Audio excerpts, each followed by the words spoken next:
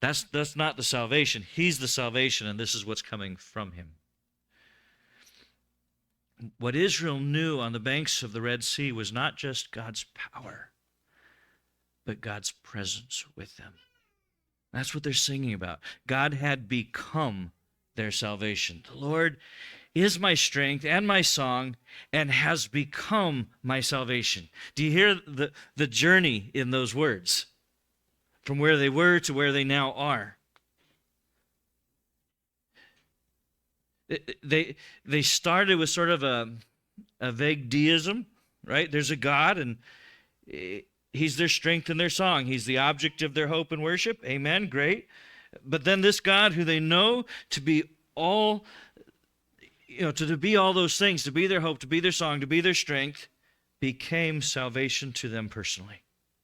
He's not merely their strength or song, he's their salvation.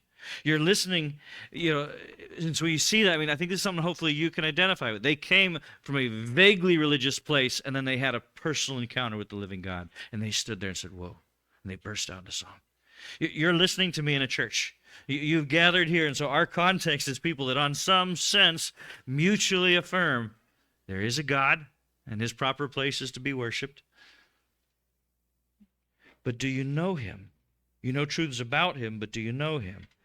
Has this God of power and glory become to you a person you encounter as salvation?